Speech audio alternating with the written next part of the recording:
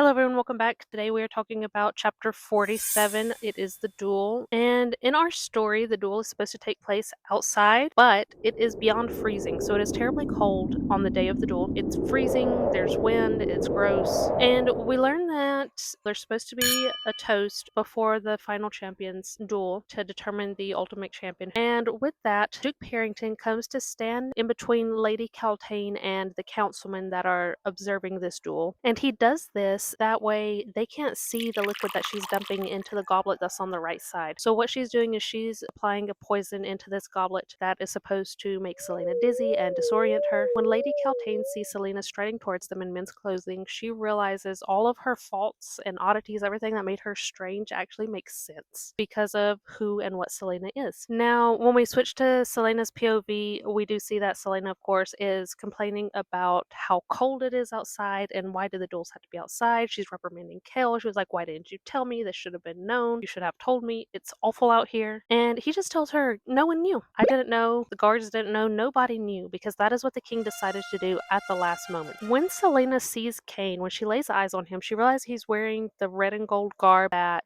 normally is what the king's guards wear and has a beautiful golden sword by his side. She assumes that this is probably a gift from Duke Parrington. As everyone's settling in, Selena notices that Princess Nehemia is striding in a spectacular outfit, and she of course has her wooden staff with her as she approaches, and Selena's touched because she realizes Princess Nehemia is coming to watch this duel on behalf of Selena. So her presence is in honor of Selena from one warrior to another. And of course the king gives the opening rites, presiding over the duel, and while he does so, Selena does not look at him. She just stares at his throne and decides she will not be afraid. Now the first duel is actually between Kane and Renault, which leaves Selena to face against Brave, a nasty piece of work. He's terrible. And when it's Selena's turn, Kale. steps in and he offers Selena his sword. Remember, it's a magnificent work of art as well. But he offers her his sword instead of the plain training sword that she would be using. But before she takes it, Princess Nehemia steps in and offers her her wooden staff that is tipped in iron. And Selena knows that the sword would be a better choice. The staff itself holds a nearly immeasurable political symbolism, seeing as that it comes from Princess Nehemia and she is from Yulway and they've been having issues. With that, you can see that if Selena wins this duel with the staff from the Princess of Yulway, then that will symbolize Yulway's perseverance and their strength and their ability to come back. Whereas it will also symbolize Selena's ability to understand the suffering of the people under the king's oppression. So of course, Selena chooses the staff. Kale thankfully does not object for once in his sourpuss life. And the duel begins, and this is where chapter 47 ends. And I will see you guys next time to see what happens in the duel.